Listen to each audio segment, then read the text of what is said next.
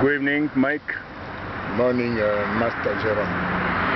I'm very glad to receive you again in my mission, and I believe that you do have a message to deliver for Bill Clinton or anyone or Paul Kagame.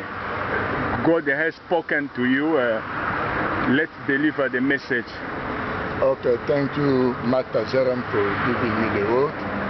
I have to tell any people of Congo, everyone from Congo, who fighting for our country. All of us will know what happened in our country, how people dying every month, every year, they're raping women. So that's why me, Mike Mutombo, I went higher in the mountain to pray the living God. I want to ask the living God to show me what we're supposed to do. As people, we should to fighting and to die for our nation. So God told me, and the Holy Ghost told me something, a message, special message to telling Bill Clinton. And I didn't understand how the Holy Spirit calling Bill Clinton the father of war to Congo. That's why I'm standing in front of Master Jerome camera. I have a special message for you, Bill Clinton. Me, my name is Mike Mutombo. I'm a Congolese activist. I have to tell you, Bill Clinton, you are the father of war to Congo, my nation, my country. This is what the Holy Ghost says. You're gonna die before 2019 because the blood of Congolese people are crying for the justice of God. So the hand of God is higher to starting fighting anyone who make war to Congo DRC. People crying, people suffering, people dying. They're raping women, raping newborn baby. Everything had happening in my country, Congo. I have to tell you, people of Congo DRC, the justice of God starting now. Bill Clinton, you gonna die. You are the one who make Rwanda nation to attack Congo. You are the one who asking Paul Kagame to send in soldiers to Congo, killing women and men, old women, old men, newborn baby, young men and young women to Congo to exchange that blood for your power. You, Bill Clinton, I'm telling you now, you gonna die before 2019. You gonna die before 2019. And if you die, other people around you, the other people will tell their name. You, Tony Blair of UK, you also, you are the one who supporting Rwanda nation and sending money and everything to help Rwanda nation to attack Congo. The Congo nation, their blood are crying in front of the throne of God. Now the hand of God has starting the justice. You, Tony Black, you gonna die very soon. And you, Paul Kagame, you sending your soldiers to Congo to killing my people to Congo. I'm telling you now, after going higher in the mountain to pray the living God, the Holy Spirit told me, Paul Kagame, the one who gonna kill you is very close to you. Paul Kagame, the one who gonna kill you is very close to you. And you gonna die, Paul Kagame, to your country, Rwanda. You gonna die, you, Paul Kagame, to your country, Rwanda. About you, Kanambe Hippolyte. Kanambe Hippolyte, you gonna die to Congo, Kinshasa, and the young boy, young girl gonna play with your body in the streets of Kinshasa. The young boy and young girl gonna play with your body, you, Kanambe Hippolyte, in the streets of Kinshasa. You gonna die very soon. Hippolyte Kanambe, I know, you let soldiers from Rwanda to killing Congolese people to exchange that blood with your power that you present in their body in front of your master Satan and Lucifer. But I had to tell you now, Hippolyte Kanambe, this time, this moment, you are already a dead body. You just walking, but you don't know what is about to happen in your life. you gonna die, you Hippolyte Kanambe, and your body in the city of Kinshasa, young girl and young boy gonna play with your body. Amen. Thank you. I think Brother Mike has spoken, have revealed all the message he received from God, the living God. Bill Clinton has, Brother Michael said, you gotta die very soon before 2019, and because it's you planted, you planted the genocide in Congo. You planted genocide in Congo. They've been raping Congolese women. More than 5 million of Congolese has been raped. More than 12 million of Congolese have died because of you, Bill Clinton. You are the mastermind of genocide in Congo, and you are using your boy Kagame and in conspiracy with Tony Blair and Museveni and the Kanambe also gotta die in Congo. The time has come. God has decided after hearing praying of Congolese people, and now the living God is about to punish you. His justice is about to happen upon you. Thank you a lot. And je crois qu'il est aussi ici qu'on livrer message qui est dédié pour Bill Clinton avec tout ce qui est impliqué dans le dossier Congo. Nzambe a révélé yo puisque mikolo zala na ba prière makasi tokendaki na ba montagne pour Nzambe alobaka toujours soki neti bo parle otunie a révélera toujours na ba manière na ya o révéler.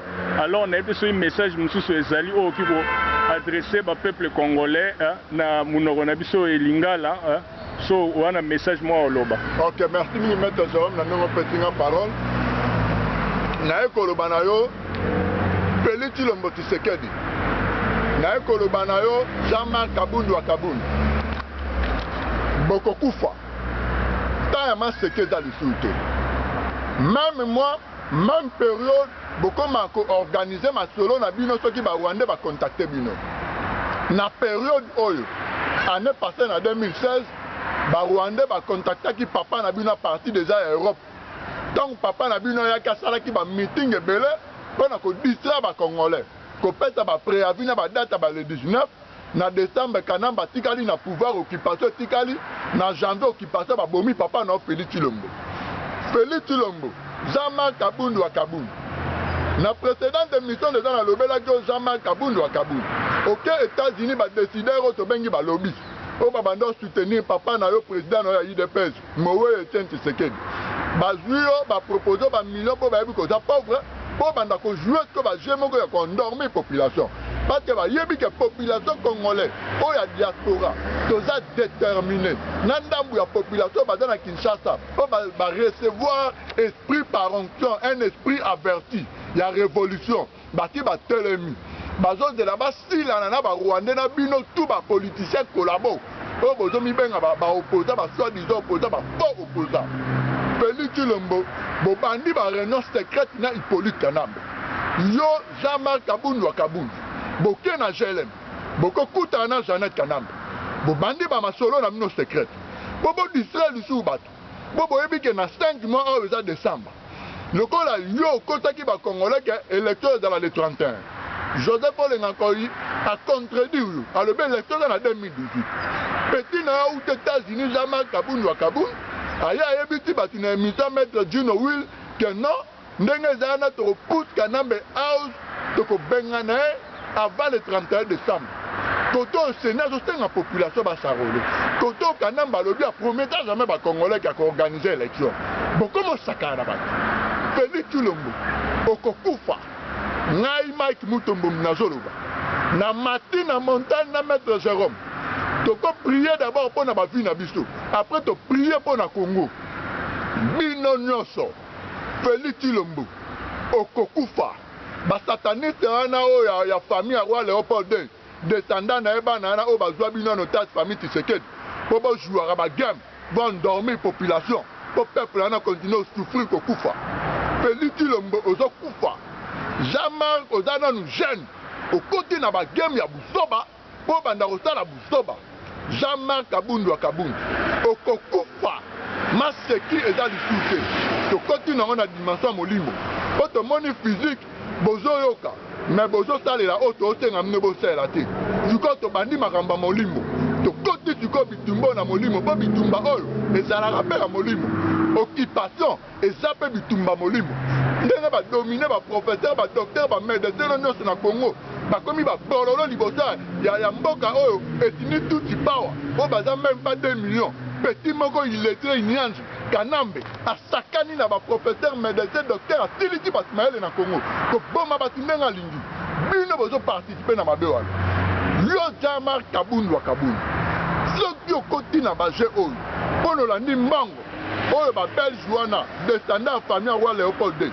otile lo ba continue kotangisa makila na Congo oyo ozwa mbongo ba Congolais bakufa Jean-Marc Kabundu wa Kabundu okokufa ngam nazolo ba ngama Mike Mutombo tokoti bitumba oyo na molimo Maître Jérôme peuple congolais ba bandi déjà ba masolo na ba secret bazalé na gele mais pas Jeannette Kanambe Félix Tshilombo Jean-Marc Kabundu wa Kabundu là aux États-Unis na gele bakokuta na Jeannette Kanambe ba bandi ba masolo peuple bola muka bola la rapongité boza bana mikete bien sûr kuna ba aveugle bino ba teli bino ba substance na ba masanga bani tuta bozo raisonner le sous dente bozo la même sous polele olali même sous neza ouvert dans la dimension ya pongi ande ngwana mutu ala la pongi akanga misu mais peuple na biso na Congo bozo la misu ya ofongwama mais olali pongi bola muka biso diaspora résistance auto dans un esprit averti molimo ndambe c'est la tibiso tozoya po na nzoto na ba Rwanda na Congo toko bâtir pouvoir na pas spirituellement si bakoi. Merci. Comme na promettait qui en tout cas chaque émission to banda ko banda fait adage mais émission ezala qui contraire na philosophie on arrêta qui la fois passée étant donné que ndeko Mike azalaki na besoin de passer message en anglais et si ya ba Bill Clinton yango ebebisaki nini wana mais toujours est-il que na batu nyonso oyo baza impliqué na Congo na ba Congolais o bazo sala pe game ndenga auto loba déjà na Lingala entre autres Félix Tshilombo Jean-Marc Kabundu wa Kabundu na bande bato kutana na réunion secrète na avec Jeannette Kanambe mais eloko nga na website ba peuple congolais ezali omoni bato nyonso baomona ke makambo oyo ndenge zana etali kaka ba résistant en tout cas bazosala erreur trop puisque lelo bato nyonso bazotombe victime mikolo lekaki to bandomona makambo wana na niveau ya Kivu na niveau ya province orientale et par après eye ko déplacer et okoma na Katanga ekoma na ba Congo babiloko ba budia Congo banini bataka budia Congo na Kinshasa pe to omona ba biloko ya ba ya bani ya ba chantier ya maluku ba biloko wana nyonso ba force commune ba mamboise belé et par après siko na to moni yango na Grand Kasai ba attaque ezali alors batu nyonso o bazomona ba biloko ba otala ngo lokola spectacle ke tali bango te yeba ke bazosala erreur nango na ozwa adage oyo les savants Albert Einstein aloba omoni mondo oyo soki ekokufa na tamba la mona lingala mondo so ekufa ezali te likolo ya bato bazosala mabe mais za likolo ya bato baomona mabe ezosalema mais bazotala ngo kaka baoloba eloko te bango bamoma mondo oyo je crois que tomeka koréfléchir na eloko oyo Albert Einstein aloba nga namonaka adage wana ere nakendaka na kovisite musée ya Holocauste ya bajuif na Cape Town awa nde namona eloko wana epesanga matière ya réflexion omoni bato botalaka kaka eloko boye bino bato bozodétruire monde mais bato baza koparticipe bango mutu bazodétruire monde te puisque boomona mabe ezosalema me boofanda nye alors nayebi te ndenge bakongolais basala biso il faut tosala très attention puisque mabe oyo ozosoutenir mabe bake mabe wana mpe okomela yo na yango il faut ozala ocombattre mabe alors Mike nayede soki okoloba lisusu nini. Ok, naza na message moko na ina na peuple congolais résistance tolala pongi te biso bato toza na niveau ya diaspora topelisa moto na bato baza na Congo. Unité otolakisaki po to boycotté concert ya héritier Watanabe Rekebere. To continuer na esprit ya unité wana. Bomoko ndeza force. Bomoko eza force. Tolongo na nanu biso moko faiblesse wana ke nga devant mbongo na ala nga faible. Nga devant mbongo na za corruptible. Et à makamba mabele. Batu baso kufa. Makile zotanga. Tobimi ba bolole partout na mita ba nation africaine. Na niveau ya Europe kutu kolobate. Na ba asiatique kutu ba komo na biso ba bolole na niveau moko sakanate. Lelo na memeli bino message oyo. Ba homme d'affaires nyonso congolais o ba petaki lisola Congo kara. Ba komi ko luka siko ba tamutu na makamba Congo. Ba komi ko luka ba soutenir vraie résistance. Bona robenga na ba occupant. Pourquoi? Ba collègue na bango ya ba businessmen. O bazalaka na bango na ba réunion. Peut-être ba sala ba masolo na bango ba business. Ba komi ko lobela bango. Mais yo toyebi ozalaka Congolais from DRC. Mais bato bazokufa na Kasai kuna tout le monde lobela ata si wana te. Partout Black Bazali, na Chine, na États-Unis, na Europe, en Afrique du Sud. Ba homme d'affaires nyonso ba na mbongo. Ba collègue na bango, ya ba citizen na mboka na place ba business. Ba komi ko lobela bango. Ba komi ko telemela bango. Alors content de comment zengela bango, ba komo luka vraie résistance. Na sengi na bino nyonso. Homme d'affaires nyonso za na mbongo. Congo za mabele na yo. Atobali étranger na mboka oyo za la business na yo. Mutolu na bakunda yango na Congo. Il est temps, yaka na mbongo na yo, soutenir vraie résistance, to récupérer mabele ya Congo. Eza mboka na yo, bakoko ya bakoko na bakundama na mboka na babunda po na liberté na mboka na ensemble na fumukumbanga. Ngonga yango ekoki. Yo zalaka na États-Unis professeur. Yo za na mbongo za na ba millions. Millions na yo yaka nango soutenir vraie résistance. To benga na ba Rwandais. Parce partout. Dernièrement, maître Jérôme, nous avons fait la parenthèse au Batebele, habité. Naïma qui Moutombo.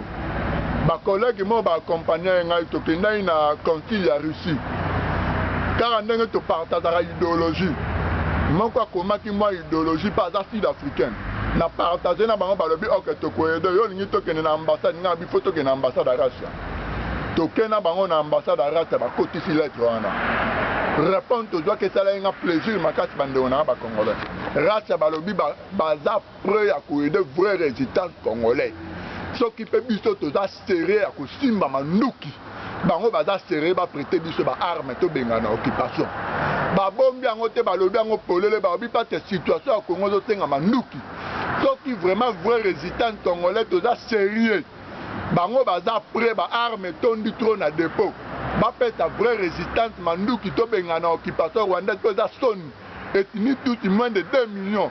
Ba fléchir de nous 80 millions d'habitants. Non. Baboma 12 millions d'habitants na mboka 80 millions d'habitants. Eux dans la grandeur à continent. Non. Ngonga yango ekoki. Yo kolabo. Yo politicien na Congo. Ozo distraire population pour na mbongo bazo pesa yo. Famille Kanambe bakomi ba milliardaire. Likolo na yo. Famille ya Kagame bakomi ba milliardaire. Likolo na yo. Famille ya Museveni bakomi ba milliardaire. Likolo na yo. Famille ya Zuma en Afrique du Sud bakomi ba milliardaire. Likolo na yo kolabo politicien zo mi benga opposant na Congo. Okokufa. Omoni moment oyo. Okokufa. Yo politicien ozo soutenir occupation. Na kile ozotanga. Ezotanga. Pona ba miati bazo pesa yo za même pas na 2 millions de dollars na compte bancaire na yo. Mais bato bazo pesa ko ba 100 000 dollars bakomi ba milliardaire na mbongo ya Congo. Po makila bato zotanga. Boko kufa. Na lobeli bino. Boko kufa bino nyonso ba politicien congolais obo participer na loi ya makila ba na Congo pona ba miati ba dollars 100 000 dollars 200 000 dollars. Ba Rwandais bato komaka ba milliardaire pona otanga makila ba teki mabela kamina sample.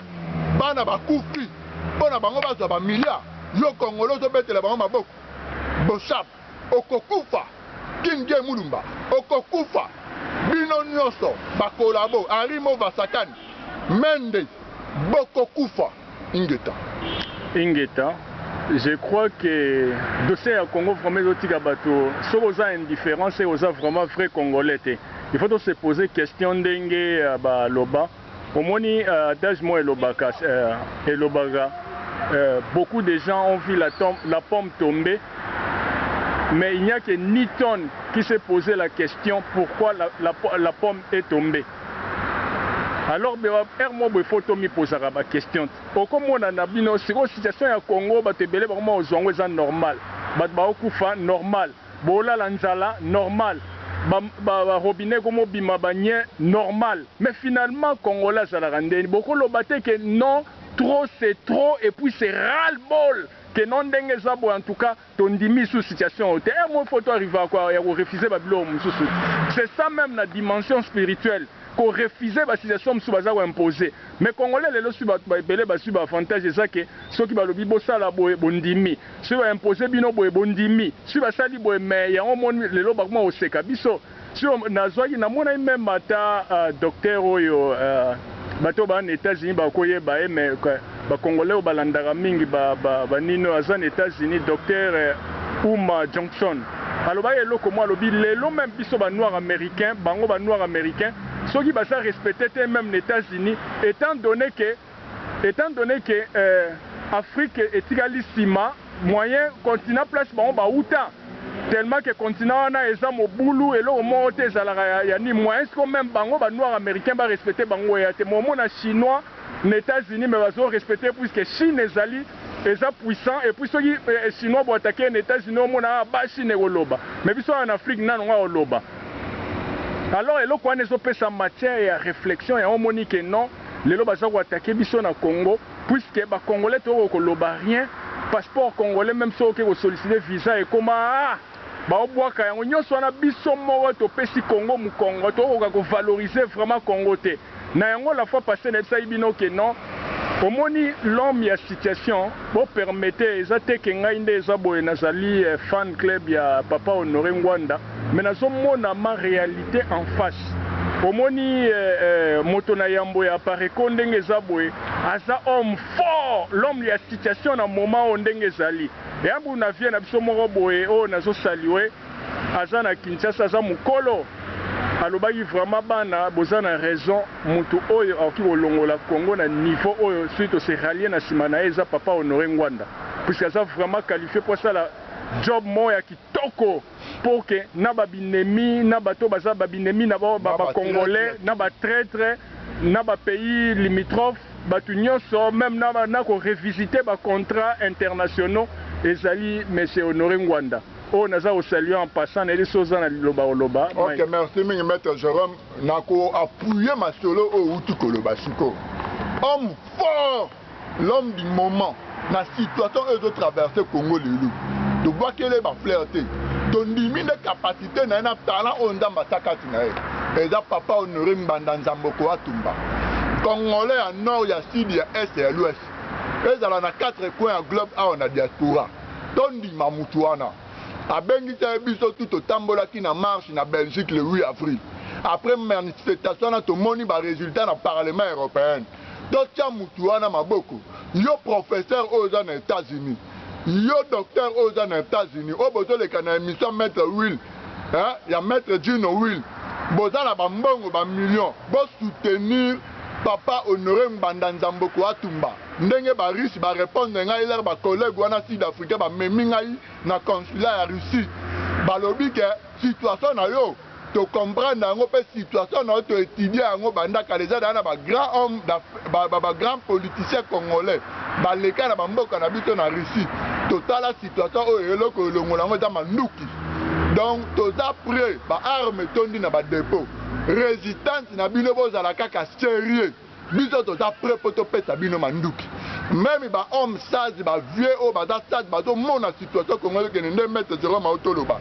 Ba da sur place na Congo Kinshasa. Ba do tinde na biso ba maloba koto. Homme fort o aza capable ya ko silisa ba buto ba na nyonso même ko beta ba pays limitrophe et profiter na période de faiblesse à Congo. Oh, bah, il oh, bah, moins de 2 millions. N'a pas kanambe, bah, humilier, bah, Congolais. Et ça, honoré, bah, Nzamboko Atumba. Bande konanga résistance. Autre dans esprit averti. Esprit à révolution. Combat, oh, n'a expliqué à bino. Diplomatie. N'a conscientisation, sensibilisation, mobilisation. toye na molimo après nzoto na nzoto molimo nga na maître Jérôme tosalaki yango tomataki na montagne na ngomba mpo na prière mpo na Congo tozwi réponse yango na bangi te mpo na obanga liwa te mpo na okufa mpe sikoyo tata Bill Clinton na organise nga baterroriste ndeni babomanga te bamonanga te liboso na nga na ozala liboso na bango na ozala invisible baomona ngai te me nga nalobeli ye Bill Clinton akokufa ba 2019 Bill Clinton akokufa Paul Kagame baoboma ye na proche na ye oyo aza close na ye aboma ye Kanambe bembe na yo na Kinshasa bana mikie ya mibali na basi baosaka na ebembeno na ville ya Kinshasa Félix Tshilombo okokufa Jean-Marc Kabundu Kabundu okokufa na ba jeune amne boni bosala Ingeta je crois que bakuru ya na sala bakuru ya leadership au moins na bakuru ya leadership Mike Tosala na ndenge ya responsabilité au moins le fait de multiplier plusieurs décisions et ça irresponsabilité le fait il y a aussi des décisions contradictoires et ça irresponsabilité na yango en tant que muto ya sala bakuru ya leadership et puis na maîtrisera yango ezali que ya omoni na opona papa ngwanda na se contredit te omona ba congolais ebele omona tantôt te Jacques Alula tantôt nano Emmanuel Ilunga misu bando soutenir lango Emmanuel Ilunga mais ye wana komi na Congo très omoni te que ba congolais faut de ça très attention et puis na niveau ya leadership balobara ba ko biso de maîtriser wana soki mutu azali ko imposer bino langage ya guerre c'est que pour na préférence ezali pété mais pourquoi yo okoki ko préférer o memaye na paix au moment ya lingi guerre puisque pour na bino bokende na nino na paix il faut bokende na négociation après avoir ko sala ba nino ba rapport de force mais bino sikoyo ba biloko na boza comprendre te omona ya même muza comprenait mais bato loko les aboya ba asali la réplique si manango so neti ba gomna ba bosali ba rapport de force si man se momalande boké na table de négociation mais ba Félix Tshilombo bozo sala et même ba biloko yo président Tshisekedi ande ko sala ezali quelque part ezali lo la moi manque à leadership mo bo na ndenge bo comprendre te parce que muto alingi mambo apete mais yo za ko memela mambo apé yazo imposer no langage ya guerre mais bino pe bo la ndenga na langage ya guerre na yango to mona ke non mutu ya yambo azali ko répondre à critères si bolandi ba ko leadership ndenga na lobby mais ko clôturer olo wa loba so to clôturer maître Jérôme na ndongo petinga parole ndenge maître Jérôme auto loba so landi ba ko leadership bo comprendre que moto wa yambo papa honoré mananzambo ko atumba président nga apparaît pas to répondre na ba critères wana leadership moto o ayaka na manduki ayoka na manduki ndeko na biso o aza lelo a fléchi genou na devant ba occupant o ya troisième voie ndeko na biso na banda lo bana biso nini abanda o yebita biso Hippolyte Kanamba alias Kabila écoute par la voie des armes président à troisième voie bino moko boyebi na bona o tanga kombo na pour mutoto boyebi abanda ko lo bango pamba te pata yebaki ke occupant o a répondaka na ba manifestation tout par les armes ba yokanaka na kaka na manduki Kanambe ndenga zawana Uberu ndenga zawana Jeannette Kanambe Inyanzi Joe Kanambe de Uruguayza bango nyonso ndeza na babisengema na oyo baoto suspendre na système ya stratégie bakoyoka yo congolais na manduki baoyoka yo congolais te ntango Tshilombo bafélix bavantiri wana oyo baotala kuna bavantiri baotala na Congo bazomemaka bino négociateur toboyi violence biso idepes papa na biso Tshisekedi alakisa biso violence te nini te bino kuna na Kinshasa bovanda seko na seko banien e bando bimela bino na bapompe ya bamai au moment où Congo aza na bassin ya mai ebele mais yo congolais niei ezobima na pompe na yo na ndako na yo likolo ya koyokaka bafaux politicien na bayomibenga baopposant na Congo oyo ezali occupé ndenge ezali wana Kanambe akoyoka yo congolais na manduki yango mona apesaka mbongo na ngoi kuluna akorompre bino na ba $100 abotola bino ba arme na Kinshasa asalaka geste wana pamba ta dépensa ba millions ba yebi ke arme ndeza voix oyo oyoka pa otika mabele na Congo Ingeta je crois que na ina suki sapa adajo ya o Socrate aloba et ezala les patriotes Mike Mutombo ezala ngai mo maître Jérôme na sima bilili et ça te que tozali ba savant. Mais sauf que Nzambe a visité biso quand même na intelligence na biso tant soit paix et puis toza averti tout monde na musika lokola ba aigle. Yango Socrate aloba tout ce que je sais c'est ce que je sais que je ne sais rien. Donc quel que soit le niveau ya mutu ayeba nyonso te. Mais toujours est-il que tout le monde a la même manière au biso de zomona to traverser le Japon et puis no bozana na simakuna ya on to sabino ke non ndenge zali wana mutu oyo azo répondre à ba critères na profil ma ya bien moment oyo ezali monsieur Honoré Ngwanda to pesa e chance ezateke toza ba fanatique mobo aveugle mais seulement ceux qui moko na moko nde bolanda émission oyo amei ko sala banalisme mobo profonde sans sentiment au mona ke bandeko na biso bandeko na bino Mike Mutombo nanga maître Jérôme toza vraiment na raison.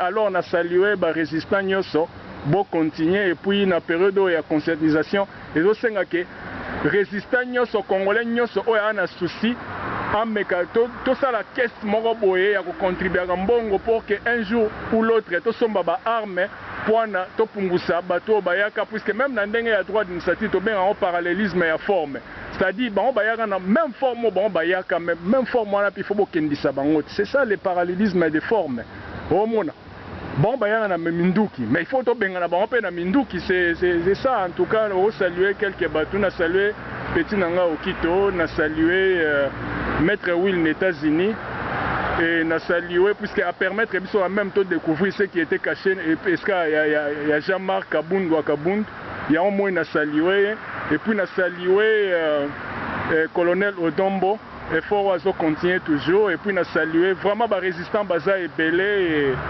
et vraiment moyen à citer ba kombo nyonso ezate na Elvis Mateta awa et na saluer Rasta na mabele comme toujours et na saluer vraiment les blancs continuent toujours étendre les journaux Les Patriotes, bazala bien informé net na Cape Town et comment à partir les blancs, maman Rachel et lelo et comment ba Willy et comment siko mutunyoso azo ba information ezo leka puisque bon ba ko dispatcher Cape Town mobimba contrairement ndenge ba pays mususu ezali na Cape Town ba bien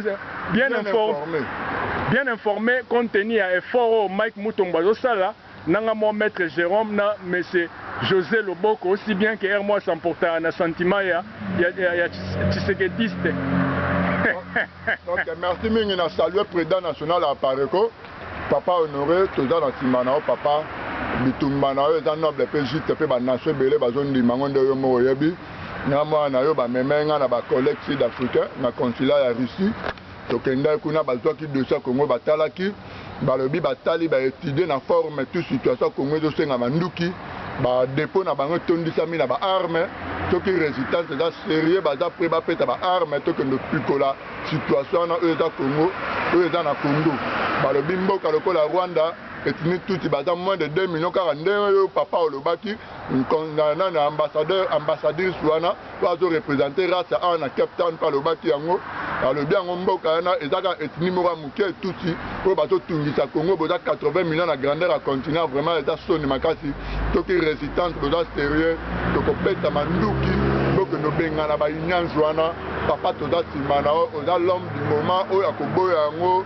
etali c'est qu'à comprendre la situation Congo te pe na tengi na ba professeur ba docteur ba médecin bo soutenir papa Honoré Mandandambo ko atumba na ba mbongo bozo gagner na ba business bo sala bo ya simana yo to beta ba nyanzo wana masasi bazonga na Rwanda nde Laurent Désiré Kabila le bana Kagame la guerre rentrera là où il est venu ingeta et comme prochainement au sala l'interview vraiment à Kensington nde bozomona et côté kuna ezali boulevard des allogés de Balobaka bon autrement dit en français waneza français est bien boulevard des allogés c'est-à-dire cimetière yango wana donc c'est comme ça en anglais ça Churchyard et puis je crois na 9e avenue voilà 9e avenue et Georges Afandaka na salué kutuna immeuble wana ezomona na kuna et comme prochainement et ndengo zomona boye Mike Mutombo alati zambala azana mpeve sur peve autaki montagne